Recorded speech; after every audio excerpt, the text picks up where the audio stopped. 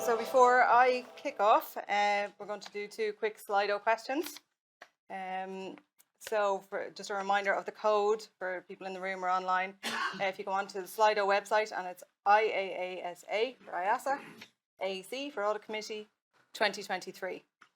So first question is, we've heard a bit of talk already from Sven about value chain. So what is your understanding of value chain from a sustainability perspective? Just give a minute for that one. The possible answers there are, I've never heard of the term, although you have now because Sven just talked about it. I have a general understanding of the concept, or I have a good understanding of the concept and how it will impact reporting. Next question then is, what is your understanding of the double materiality concept? So again, possible answers are, I've never heard of it. So again, Sven has just mentioned it. I've heard of it, but I don't know what it means, or I have a good understanding of the double materiality concept. And then third question is, for issuers implementing sustainability standards in 2024 and 2025, what are the most significant challenges ahead of them? HR resourcing for subject matter experts, value chain, or data collation? There isn't an all of the above. Oh yeah, yeah. Definitely the all most. of the above anyway. Most significant. Okay, maybe we'll flip to the answers, just to get a flavour of how things are. Okay, so 68% of people in the room have a good understanding of value chain. That's great. I'll be nabbing you all a coffee to talk about it. So that's good. On the next question then. Again, 63% saying they have a good understanding of double materiality. So there's good awareness, I think, in the room of these challenging issues, which is good. And data collation seems to be the most significant. So yeah, as Fiona says, maybe and all of the above would have been more popular. Great, thank you all for that. Okay, so joining me here on stage, I'd like to welcome Andrew Keating, who's a recently appointed Chief Financial Officer of the Musgrave Group, and Michael Kelleher, who's the Director of Finance of Musgrave, with responsibility for group reporting and audit. So Thanks, Lisa. Thank you both for joining us this morning. So Andrew, maybe you could kick off by describing some background on Musgraves and what your sustainability strategy is, if that's okay. Great, and delighted to engage with everybody today, Lisa, and thank you. Between Michael and myself, we've probably about an average of 12 years experience in Musgrave. So look, Musgrave, maybe some people maybe are less familiar with who Musgrave are. I suppose in simple terms, we feed 1 in 3 people on the island of Ireland every day. And we do that through our retail brands, so people like SuperValue, Centra, Daybreak, very iconic brands, but also on the food service side where we supply to restaurants and hotels, etc. So people like Musgrave Marketplace, LaRousse Foods, etc. are part of that piece. We're a privately owned company. We've been around for 147 years, and the Musgrave family continue to own 75% of the business. So we're looking forward to our big rounded birthday in 2026. Sustainability is very much at the core of Musgrave. I mean, what's important for us is our presence in the local community that we operate in. And across the island of Ireland, we have about approximately 1,000 stores. They're owned by about sort of 700 owners, so 700 SMEs effectively that we partner with, but also with local food suppliers. There's about 1,800 local food suppliers around the country, as well as 200, I suppose, artisan food producers that we work with. And so our presence in the community is something that's very important, and consequently our sustainability strategy is something that has been very important to Musgrave, for decades. A couple of important components of it when we think about sustainability, probably look at kind of 3 areas. One is very much about creating vibrant communities. Caring for the planet is obviously very important, and then sourcing for good. And across each of those 3 dimensions, then we have a range of targets in terms of what we're trying to achieve over the period. We do look at targets that are both in the long term, the medium term, and the short term. So if we think about, say, carbon is a good example, we have our long term target, which is to get to net zero across scope 1, 2, and 3 by 2050. We expect by 2040 that we'll be net zero for scope 1 and 2, with substantial reductions in scope 3. And then by 2030, very important milestones on the journey there. But we have targets broader than that. So targets in areas like inclusion and diversity, things like making all of our packaging 100% recyclable, and eliminating 50% of food waste. So a whole suite of ambitions and targets across that. Great, thank you. And so what steps then have you taken to align those sustainability goals with your business strategy? Yeah, so it's it's a great question. Because this past year we've effectively invested a lot of time in terms of thinking about what our business strategy is going to be out to 2030. And within that, one of the things that was very important for us is that we're trying to achieve in that strategy, we're trying to achieve a balanced set of outcomes across people, planet, and profit, and that's very explicit, very much up in lights. So people, obviously, including our colleagues, of course, but also our consumers as well as our customers, who are the independent retailers. Planet, clearly very important, and then I suppose profit, in terms of making the business sustainable. So, very much the ambitions we have are very explicit. And then we have 4 strategic enablers, and again, they go to put sustainability very much up in lights. So our 4 pillars in terms of our strategy is very much about maximising our core business, developing our business internationally, growing sustainably every day, and transforming to the future. And so those latter 2 strategic enablers very much speak to the sustainability piece. And it's something that we invest very substantially in as part of our business strategy. So maybe if I was to give you a couple of examples, one of the things that we did a number of years ago, back in 2022, effectively was to invest 25 million euros in a grant fund, which we made available to all of our independent retailers. So this is effectively a gift, I suppose. Effectively, any of our shop owners, SuperValu or Centra, could get a grant or free money effectively from Musgrave if they were going to invest that money in sustainability initiatives. So 50% of energy usage in store comes from refrigeration. So you'll see when you go to our stores now, you'll see the kind of glass doors on the fridges, which go a huge way towards reducing energy. So that 25 million grant that we made available to our retailers, just to put that in context, that represents about 20% of the profits that year. Okay, and it's probably more than the shareholders got in terms of dividend. So it's a very, very considerable investment that we've made on behalf of our customers. Separately, obviously, we invested in terms of our own internal piece as well. So on that whole sustainability piece, that was a very important step for us in terms of demonstrating our commitment and leadership in relation to sustainability. We've done something similar on the whole area of recycling materials. So there's a new government initiative around recycling plastic bottles and cans. It's called the Deposit Return Scheme, DRS scheme. That's imposing a very significant cost on the stores in terms of gathering that product back and refunding consumers, etc. And the government support, I suppose, while welcome, is at the very modest end of scale in terms of supporting the rollout of that piece. So we've actually gone further, and we've set up a second fund, so of 8 million euros, which we've effectively made available to support our independent retailers in terms of putting the equipment in, getting ready for that piece that will come out next year. So again, it's probably a ratio of 2 or 3 to 1 versus the very welcome, as I say, but more modest government level of support. The other piece that's very important to us maybe is, and maybe when people go away from today, if you only remember 3 letters, right, probably HVO are the 3 letters that I'd encourage you to think about and to take away.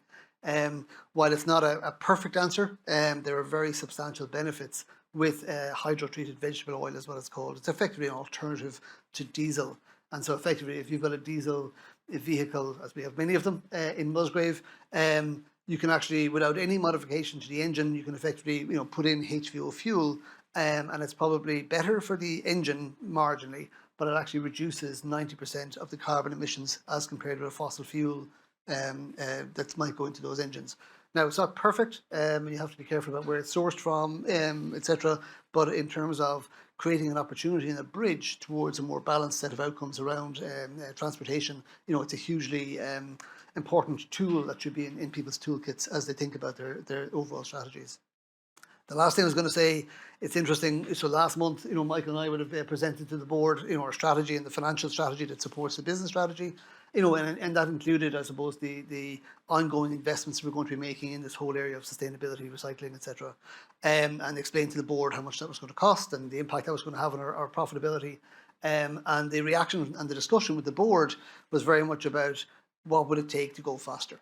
So very much at the top of the organisation is very strong leadership in terms of the whole sustainability agenda. Great, thank you.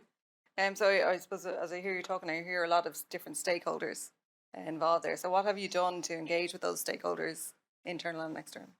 Yeah, it's a huge. I mean, I suppose we've done a lot, but not enough, and we've a load more to go. At least that's why I suppose even the fact that Michael and I are here today is kind of part of that agenda.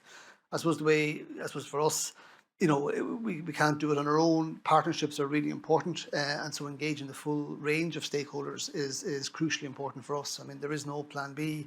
We all want what's best for our children, I suppose, and ultimately our grandchildren, and bequeathing them a planet that's habitable, I guess, is the most important job that we can do.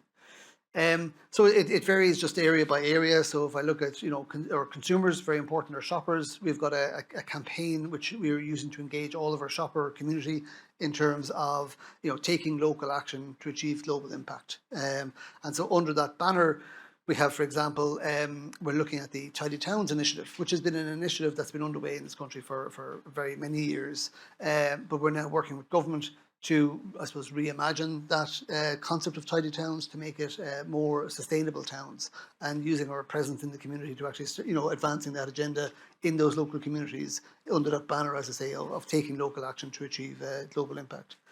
Again, I suppose part of it as well is probably educating people in terms of helping people to understand and make good choices. A very micro example might be if you go up to Super Value up the road and you want to buy a bottle of bottled water, you have a choice. You can kind of buy San Pellegrino, you can buy Evian, or you can buy Ballygowan.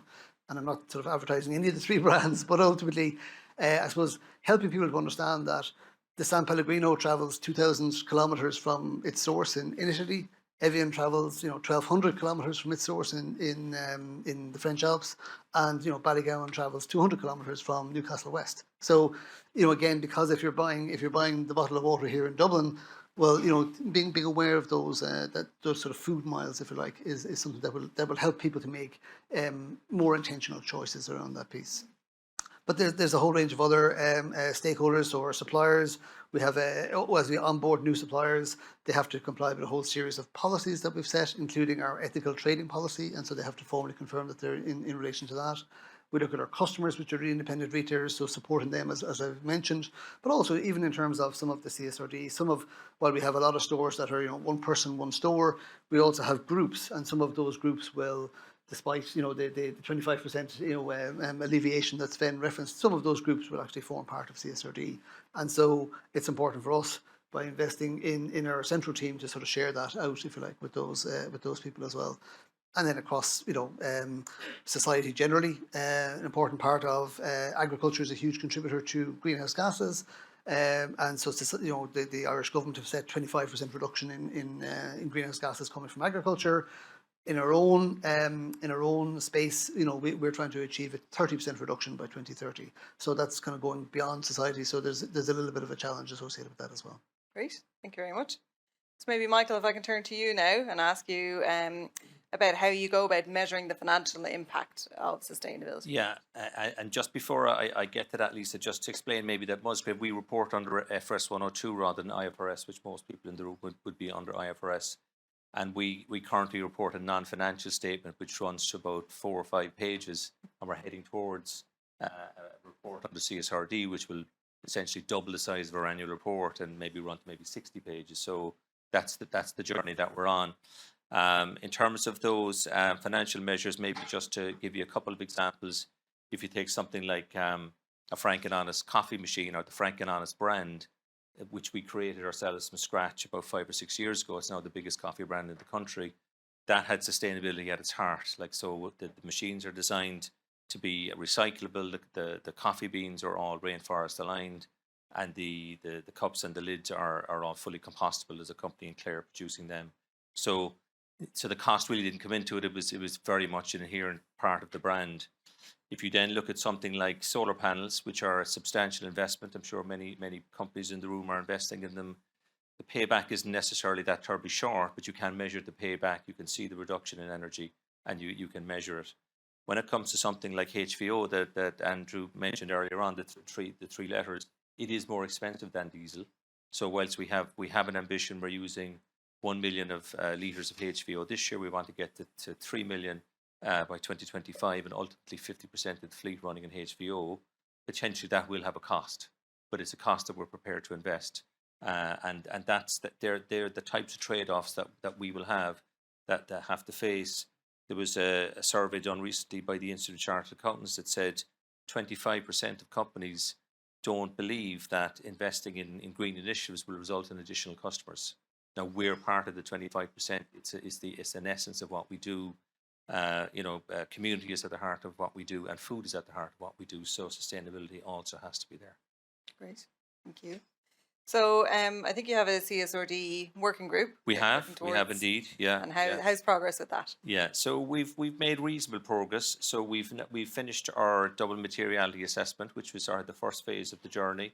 So we spent a good bit of time on that, and we took our audit committee with us along the journey. So we've presented to the audit committee as stages went along. I mean, at a high level, the result of that double materiality is that everything is material when you look at it from end to end. When you look at the full value chain perspective, and as you can imagine, a company like Musgrave, our value chain is very substantial in terms of you have a huge range of suppliers at one end, and then you have consumers disposing of waste at the other end. So our value chain is enormous, and that's going to be a huge part of the challenge that we have to face. We view our own business as about 4% in the total picture, and that would be kind of common for a lot of companies. So. But from the perspective of our own business, about 2/3 of the topics are relevant to us, which again is going to be a substantial piece of work. But that's the assessment that we've made in terms of the conclusion for that double materiality assessment. Okay, great. Okay, so you've made good progress on the double materiality. So what's next, I suppose? Yes, what's your next area? so the next stage then is, you typically follow the workflow of doing a gap analysis. So you've now determined what's material. You need to look at where you are, what you have available to you, and what the gaps may end up being. PwC, our auditors, have said to us that we may face 600 to 700 gaps. Right? And they've said, be prepared that when you communicate that to your business and the volume of work that's going to involve, for people who traditionally weren't involved in this area, it wouldn't have been necessarily close to an audit or assurance, it's going to reach into all parts of the business. You had on the slide earlier on HR is going to be really important. IT solutions are going to be really important.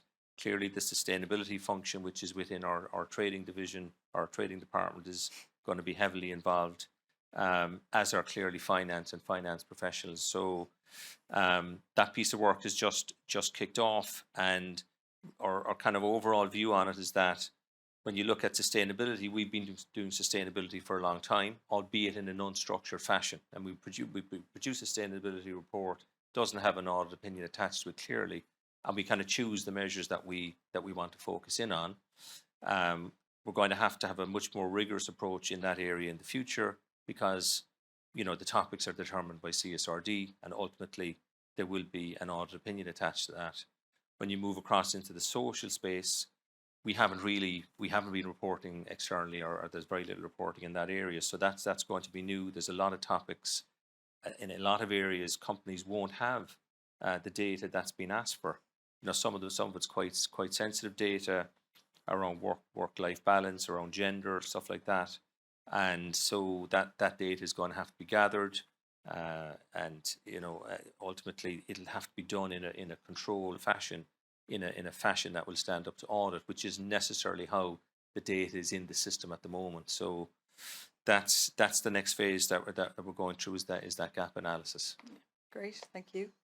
And I suppose ultimately, when you integrate all of this financial reporting or non-financial reporting, how would you see that impacting on the company's reputation and the brand value in the market? Yeah, I mean that's a big one. I mean, in some ways we see this as an opportunity because we're doing a lot of the right things, as Andrew just said. And we've been doing it for a long time, and in some ways we feel we're ahead of our competition.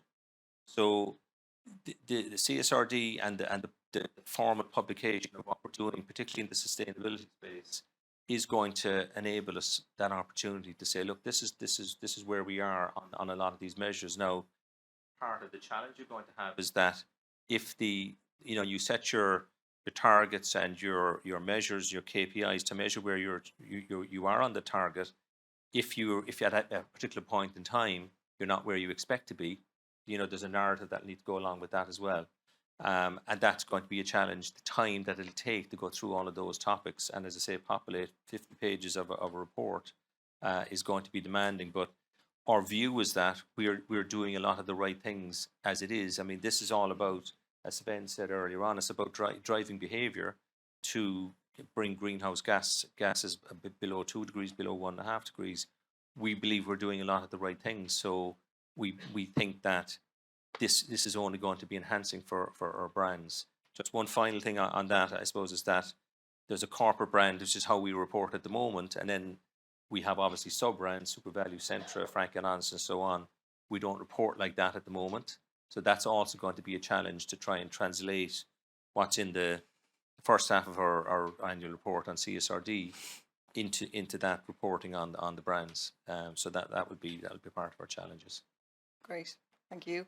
Yeah, that's a challenge. Yeah. So before I throw it open to questions from the floor or online, maybe back to Andrew, what advice would you give to other CFOs or finance directors who are maybe just starting out on this or need to accelerate? Sure, yeah. So look, maybe there's 2 or 3 things, that probably strike me. I suppose one of the things that I was struck by what Sven said, and Michael just referenced there as well, is that, I think the CSRD disclosures are a means to an end rather than the end in themselves. And I think what the EU is very clear, it wants to influence corporate behaviour.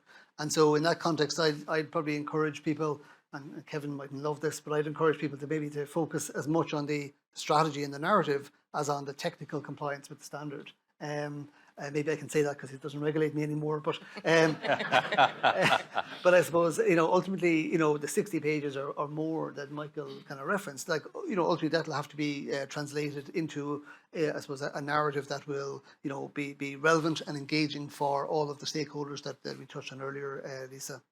So I definitely would encourage people to focus on that aspect. I think a second part of that is very much not to be overwhelmed by the workload, but rather to look for the business opportunity in terms of that piece. I mean, it's we definitely are part of the 25% that Michael referenced. We're looking for ways in which we can use this to grow and develop and deepen our business. This isn't a cost or purely a compliance program for us. It's very much, I suppose, how we do business today and how we need to do business tomorrow.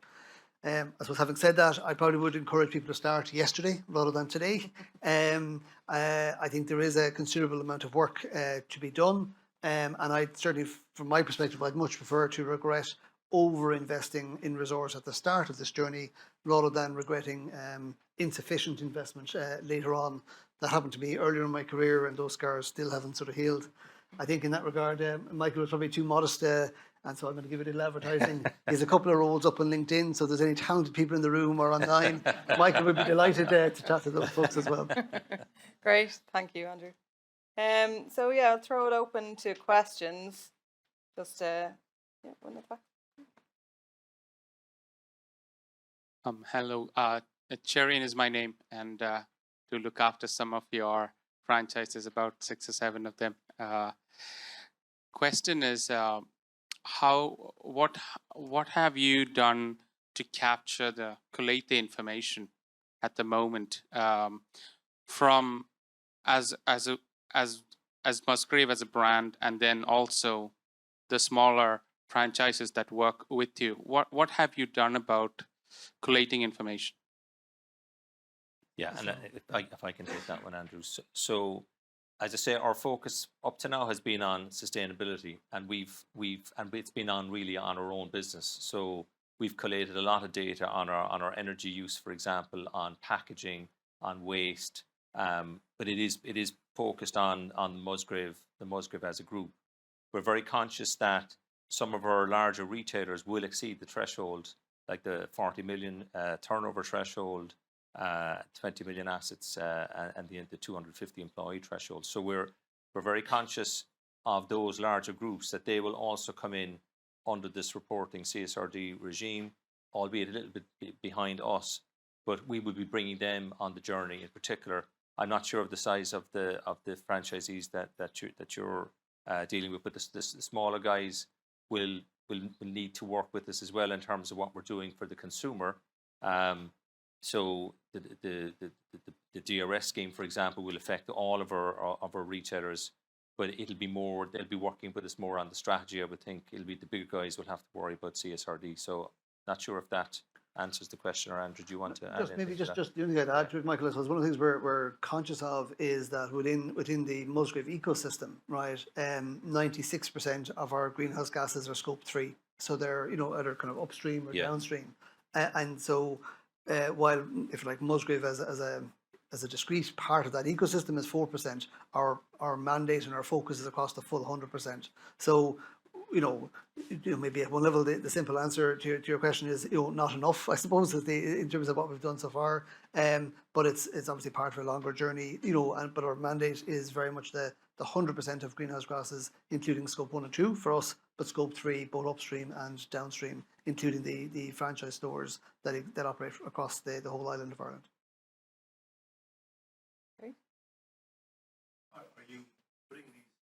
Or we'll just get you a mic there just for the online viewers, please. Thank you. Thank you. Are you thinking about this in terms of the products you have on shelves? I mean, you mentioned the water example. One of those or two of those aren't that sustainable. Will you still continue to stock them? So I think ultimately there is a whole strategy, I suppose, in terms of looking at all aspects of that. You know what I mean?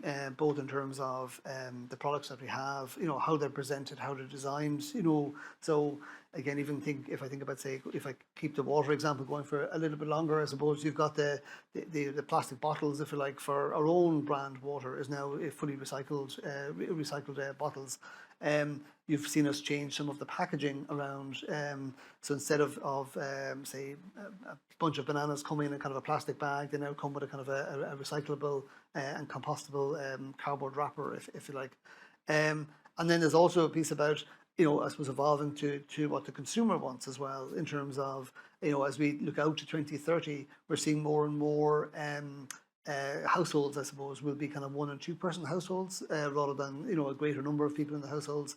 So, changing the design of some of the products that we sell. So instead of, in simple terms, again, just to make it real, instead of having a tray of 6 chicken breasts, maybe we have, a tray of 2 chicken breasts. Do you know what I mean? It's more suitable and more, and helps to reduce and eliminate some of the waste that's there.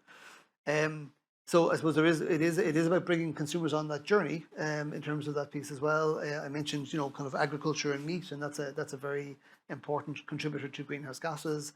At the same time, is society going to instantly switch to preferring plant-based food? That's going to take a period of time. It's going to be a much longer journey. And so part of it is trying to work with the stakeholders, both the shoppers, the retailers, the suppliers, to actually create choices and to help people to make good choices in relation to that.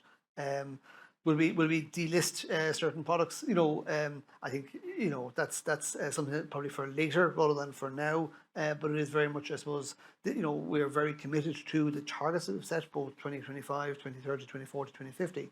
And we have to change the nature of the range and how we source that range to ensure that we actually achieve those targets. For right now, it's about encouraging positive change rather than maybe, as I say, ultimately getting to, we're going to take product A off the shelf rather than product B. Yeah. Maybe one more quick one, anyone?